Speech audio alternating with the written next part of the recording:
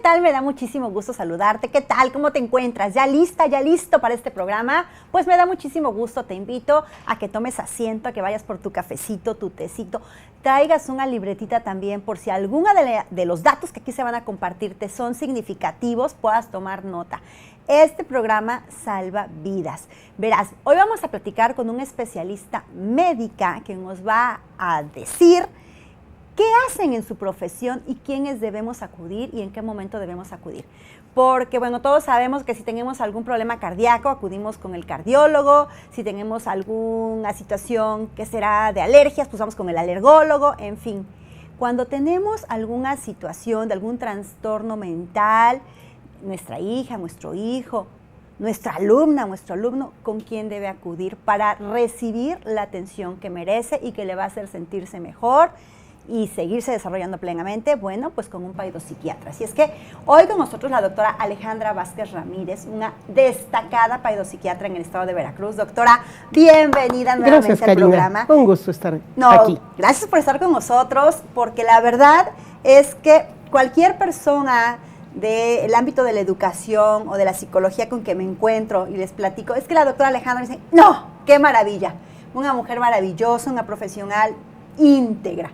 Y así es que la verdad me da muchísimo gusto que esté con nosotros, porque las familias valoramos mucho el que nos puedan orientar en relación a la atención, a la formación de nuestras hijas e hijos. Todas las familias que yo conozco queremos lo mejor para nuestros hijos. Y de repente no sabemos con quién acudir cuando nos enfrentamos a alguna situación que desconocemos. Así es que, doctora, este es su espacio. Gracias, Karina. Yo creo que has dicho algo totalmente relevante. Las personas quieren a sus hijos. Esa es una realidad irrefutable. ¿Por qué entonces hay tanto trastorno en los niños y adolescentes? Mira, la psiquiatría de niños y de adolescentes o psiquiatría infantil y de la adolescencia es poco conocida. Incluso el término paidopsiquiatra mucho tiene que ver con el temor a decir psiquiatra de niños y de adolescentes. La psiquiatría es una especialidad médica como cualquier otra especialidad. Se estudia un posgrado con especialidad en psiquiatría de niños y de adolescentes.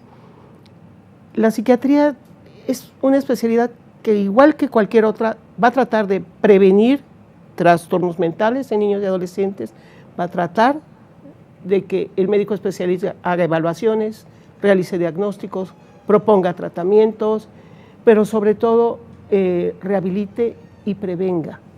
Hablando de niños y adolescentes se habla de prevención, ¿sí? Porque a diferencia de los adultos que seguimos evolucionando, no importa la edad que tengamos, no lo hacemos ni con la rapidez imperiosa que lo hace un niño y un adolescente.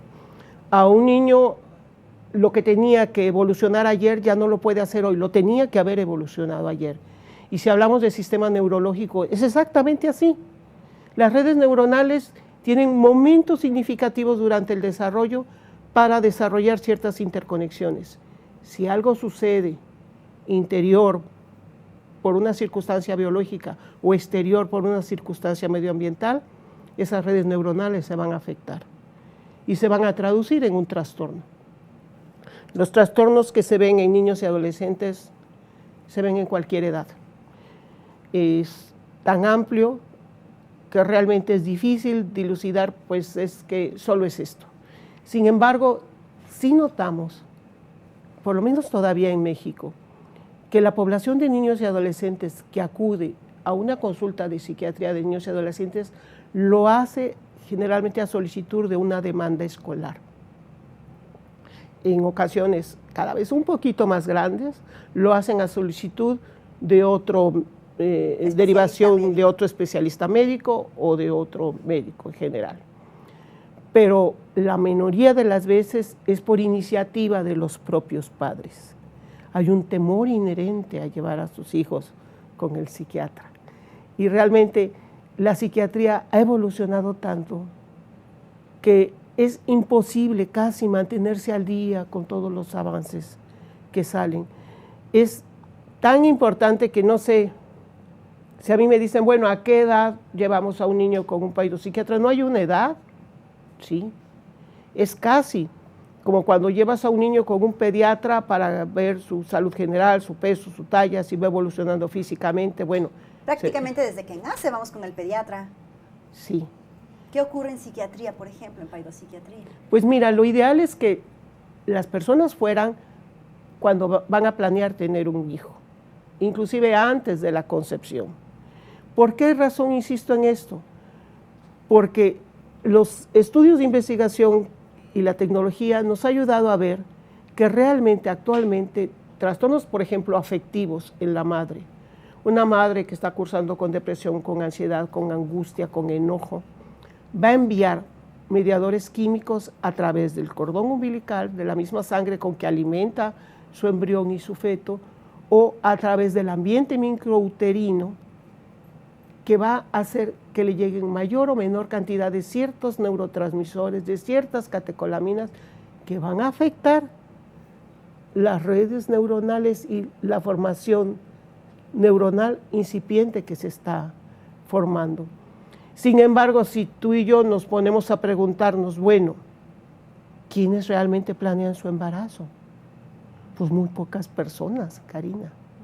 Es un país donde la gente acepta a los niños y los quiere, sí, pero pocas veces se ponen a pensar si están en condiciones realmente de tener el mejor momento para recibirlos. O pensamos que las condiciones que debemos cuidar son, por ejemplo, la alimentación y tener una casa, un sustento, ¿no? Yo podría decirle, ¿no? Mis hijos han sido planeados, los dos, y lo que nosotros planeamos fue, bueno, aliméntate sanamente. Claro. Haz un poco de ejercicio. Sí. Y que ya tengamos una casa para que tengan un techo a donde vivir. Pero en ningún momento, siendo honesta, me puse a planear con mi esposo cómo vamos a cuidar este ambiente emocional, de que no esté estresada, de que no esté preocupada, de que no esté tensa, para cuidar el sano desarrollo de mis bebés desde el momento de la concepción. O sea, no lo consideramos. Entonces, aunque muchas familias pudiéramos decir, si planeamos, ¿hasta qué punto planeamos? ¿Hasta qué punto sabemos lo importante de considerar todos estos elementos que son fundamentales? Sin embargo, si yo parto de esto que me estás diciendo, Karina, ¿yo qué más quisiera? Que ver papás que realmente han concebido a sus hijos así.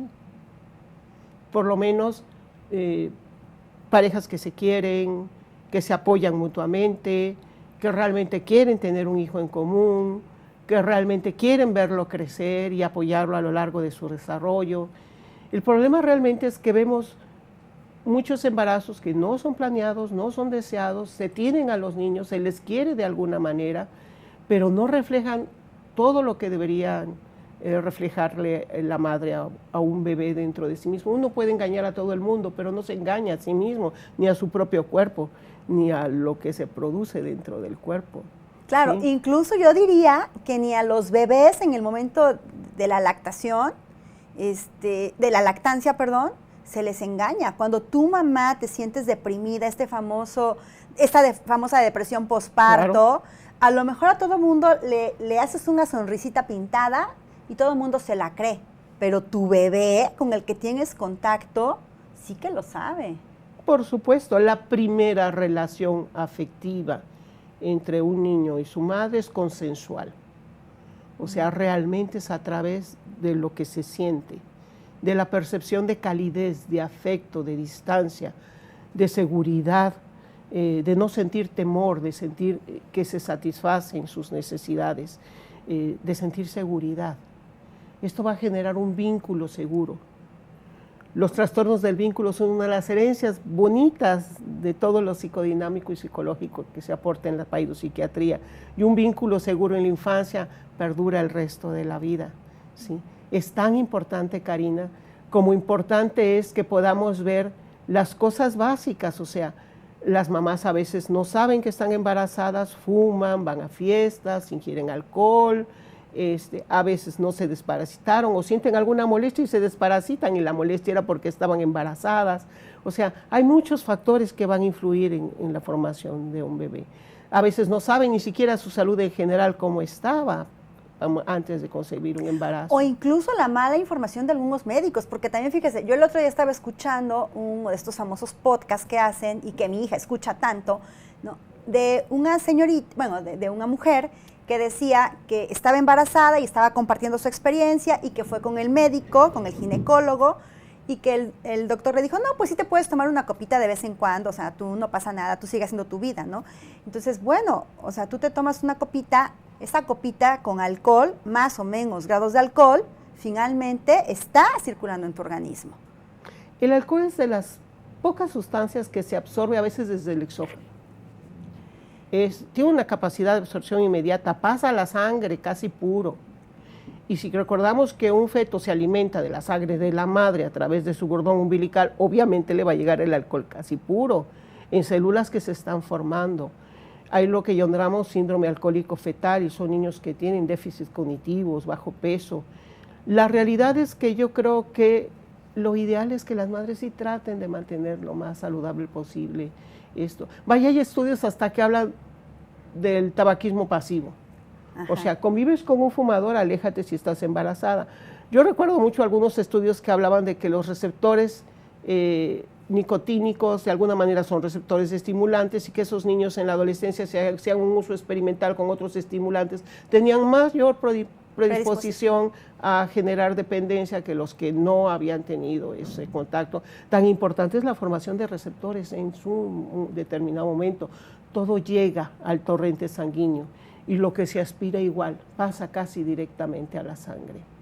Entonces sí es de mucho cuidado. Claro, y cómo todo esto de alguna manera impacta al desarrollo de nuestras hijas e hijos y cómo nosotros como padres de familia podemos ir detectando algunas alertas para poderles atender, ¿no? Porque no tenemos, digamos que conocimiento amplio de las etapas del desarrollo, más o menos las visualizamos, pero no tenemos realmente el conocimiento. Llegan con usted, por ejemplo, cuando son referidos por algún maestro o maestra que conoce las etapas del desarrollo y dicen, a ver, está presentando esto o tiene unas conductas que no corresponden o lo vemos hacer o sentir o pensar o expresa esto y entonces es cuando el maestro se alarma y los canaliza. Como padres de familia, ¿qué podríamos nosotros observar para decir, mejor voy con la paidopsiquiatra, que ella nos ayude a entender esta situación, qué pudiera estar pasando? Mira, yo creo que son muchas las cosas que además han cambiado. Vivimos tiempos sociales distintos. La vida de los niños también ha cambiado por los cambios sociales. La influencia en la crianza anteriormente era solo una influencia familiar. La influencia actual que recibe un niño no tiene hasta de límites. Internet, hasta de no Internet. Tiene límites. Uno puede ver niños de muy corta edad con aparatos que tienen acceso a todo. Sí. Yo he visto niños, pues, ¿qué te puedo decir? De inicio de primaria, que han visto una pornografía que uno ni se imagina que exista y no están en una edad emocional para procesar lo que ven. Sí. Tienen impactos que no, era más difícil que anteriormente se vieran, ¿no? Ya ha quedado demostrado y lo vimos en la pandemia. Sí. La pandemia fue un lugar que favoreció los medios digitales, favoreció mucho las redes sociales. No solo fue indispensable todo lo digital para continuar con la enseñanza, sino que también fue una forma de mantener relaciones sociales a distancia. ¿Qué pasó con los niños y adolescentes? Se supone que debieron haber mantenido buenas relaciones sociales a través de la pandemia. Sin embargo, salen y se disparan los trastornos de ansiedad social y las fobias sociales de una forma extraordinariamente elevada, ¿sí? Con una incapacidad real para comunicarse ya directamente con alguien. O sea, es increíble poder ver una reunión a jóvenes y que cada uno esté pendiente de su celular, en lugar de estar pendientes de ellos mismos, de aprovechar el privilegio de poder hablar mirándose a los ojos, poder escucharse, poder utilizar todo ese lenguaje que no solo es el escrito, sino es el lenguaje gestual, toda esa comunicación tan bonita y tan rica que puede existir entre los seres humanos, ¿no? Es algo en que los chicos están creciendo desprotegidos. De repente tienen mucha comunicación en red, pero cuando están junto al otro no saben qué hacer. ¿Sí? Y eso yo creo que les ha generado mucha inseguridad, ha disparado muchos trastornos de ansiedad. La psiquiatría de niños y adolescentes tiene obligación de ver todas las etapas de desarrollo. y ver lo que es desarrollo normal versus desarrollo anormal. Hay muchas peculiaridades en el desarrollo que pudieran parecer trastornos o patologías y no lo son, son características por la etapa de desarrollo. Por ejemplo, es normal que un niño a los 4 años diga que habló con su amigo imaginario. Sí, o que cree que lo que vio en televisión existe y que es real, ¿sí? Pero es la edad de desarrollo la que se lo permite así creer, ¿no? Es difícil que un niño que está empezando la adolescencia no muestre algunas conductas negativistas, oposicionistas o desafiantes por la transición del pensamiento concreto al pensamiento analítico que existe. ¿Por qué? Porque simplemente dicen, pasa a un niño un pensamiento concreto a uno que tiene capacidad de analizar y lo primero que analiza es lo que le rodea. ¿Quiénes le rodean? La familia. Sí. ¿La familia es perfecta? No. Entonces empiezan a descalificar. Yo puedo gritar porque tú gritas. Yo dejo la ropa tirada porque tú la dejaste tirada. Sí. Es una situación que es normal. No hace eso un trastorno de negativista oposicionista desafiante. Sin embargo, sí existe como diagnóstico el trastorno desafiante oposicionista. Y es un trastorno de conducta severo. Por ejemplo, trastorno por déficit de atención con hiperactividad. El trastorno por déficit de atención con hiperactividad está catalogado dentro de los trastornos del neurodesarrollo.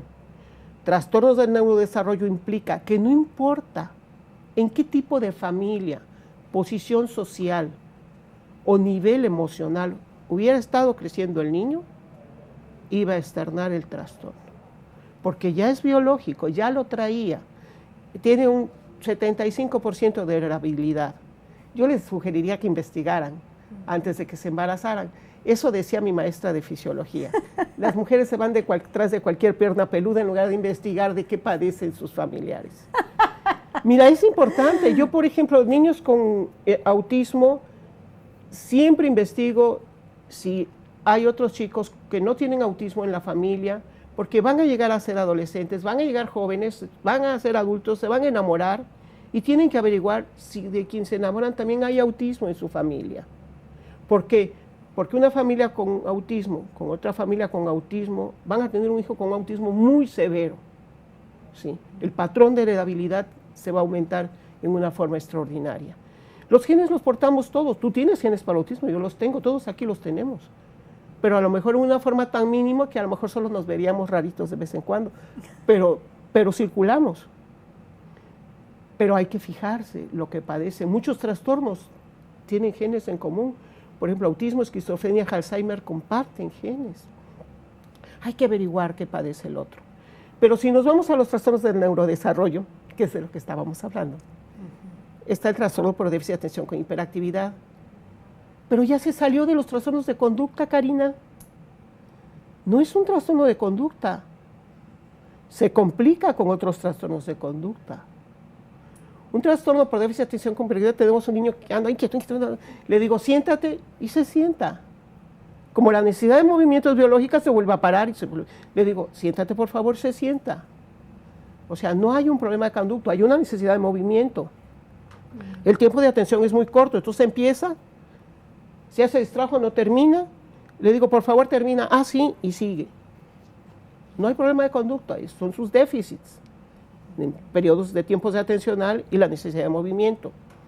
El problema es si a mí me están todo el tiempo diciendo, estate quieto y no puedo, pues termino enojándome y terminan haciendo un problema de conducta. No, y que además cuando no sabemos en familia qué es lo que realmente está pasando nuestro hijo o nuestra hija, él finalmente está creciendo con esta sensación de no soy bueno, no soy suficiente, sí, no soy aceptado, me regañan, me castigan, ya no sé qué hacer, hago una cosa y me sale mal, hago otra y me sale mal, hago otra y me sale peor.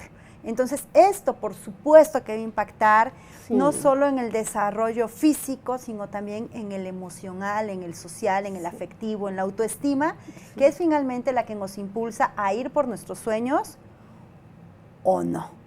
Sí, pero ahí es la parte importante donde la familia tiene que estar pendiente. Por ejemplo, trastorno del neurodesarrollo, trastorno de la pronunciación. A lo mejor es ororingual, nada más necesita terapia de lenguaje. Pero una terapia de lenguaje en un niño que puede resolverla y no la resuelve, llega de preescolar a escolar, va a ser motivo de burla. Llega a la adolescencia, va a ser todavía más motivo de discriminación. Es impensable que un adolescente llegue, que pudo haber resuelto un problema de pronunciación, no lo haya resuelto por falta de ejercitarse. En su momento todo es posible, muchas cosas son posibles. El problema es cuando dicen, bueno, necesita terapia de lenguaje, ¿por qué va a ir con un psiquiatra? Porque si el niño aparte es hiperactivo, no va a permitir que una terapeuta trabaje con él. Claro. ¿Sí? Entonces hay que ayudarle a que pueda estar un poquito menos inquieto para que la terapeuta pueda trabajar con él. ¿Sí? Ahí utilizamos un recurso para resuelves un trastorno, pero al mismo tiempo estás ayudando al otro trastorno. Está pasando con otros trastornos del neurodesarrollo, como las disgrafias y las dislexias, que ahora pasan como trastornos específicos de la lectura y de la escritura. Tú lo habrás visto no sé cuántas veces, con estos niños que voltean las letras cuando escriben, no separan las palabras, se van hacia abajo, hacen unas letras grandes, otras pequeñas, y sobre todo están volteando los números y las letras. ¿Sí? No lo va a componer un medicamento, lo van a componer ejercicios perceptomotores, noxicopráxicos, visomotores, como los quieras llamar. Pero el niño tiene que ejercitar las neuronas de la corteza motora centro coronal con las visuales que están acá atrás. Y tiene que hacer más interconexiones neuronales. Si no las hace, se va a quedar con disgrafia y con dislexia. Entonces, y si aparte, como casi todos tienen ahora problemas de psicomotricidad fina, se cansa cuando escribe mucho, porque ya nadie escribe mucho. Porque ahora ya es con 2 dedos. Sí. Entonces dicen, no termina sus trabajos en el salón. Sí. Y los pones tú a escribir y ves que aprietan el brazo así y hasta tuercen la boca porque el problema de psicomotricidad fuerte. Sí, escriben un poco y les dices, ¿te duele acá? Sí, tienen dolor. No van a poder avanzar en una tarea prolongada. No lo va a resolver un medicamento, lo va a resolver la terapia de psicomotricidad. Claro, en este caso, por ejemplo, el medicamento es apoyo para que el chico pueda verdaderamente tener los periodos de atención, centrarse. Si lo requiere, hay que ayudarlo porque de otra manera va a retrasar. Los trastornos del desarrollo, entre más pronto se resuelvan, es mejor, porque la mayor sinaptogénesis se da los 3 primeros años de vida. ¿Y a qué edad empiezan a llevar los niños para diagnóstico? A veces cuando entran al kinder y lo captan algunas maestras que son bien estudiosas y dicen, este niño tiene algo, lo vamos a mandar. Entonces, es como se captan. Pero hay lugares donde ya en el primer año de vida dicen, como que no hay mucho contacto visual, como que no sigue lo que llamamos atención conjunta, no sigue lo que le están enseñando, no sonríe, no devuelve la sonrisa, no hay mucha afectividad, como que es demasiado irritable, excesivamente pasivo. Bueno, ¿para qué esperamos? ¿Ya? ¿Que lo vayan a evaluar? Ahora hay evaluaciones de desarrollo para el primer año de vida. Ya el tercer año de vida están acabando a veces su tercer año de terapia. Pues eso es maravilloso porque les abre las posibilidades infinitamente. Doctora, muchísimas gracias por habernos acompañado. El tiempo se nos terminó, la verdad es que nos quedó corto, ¿verdad? Nos quedó corto porque es un tema, además de apasionante, muy necesario de compartir, porque estoy segura que en este momento muchas familias nos vieron y están diciendo, puedo ayudar a mi hijo, puedo ayudar a mi hija, y entonces tomo acción. De verdad, doctora, muchas gracias. No, gracias a ti, Karina, por tu interés. No, gracias. Los niños y adolescentes merecen que se les atienda y a tiempo. Gracias, doctora. Y a ustedes que nos acompañaron, de verdad, muchísimas gracias. Estoy segura que este programa va a llegar a la persona indicada también con tu ayuda. Así es que no olvides darle like y compartir. Hagamos una gran cadena de información, una gran cadena de apoyo, para que ningún niño, ninguna niña, ningún adolescente, ningún joven viva situaciones difíciles en soledad. Podemos brindar apoyo a través, o podemos recibir apoyo de especialistas. Así es que bueno, ahí te lo dejo. Que tengas una excelente semana. Como siempre te deseo lo mejor del mundo.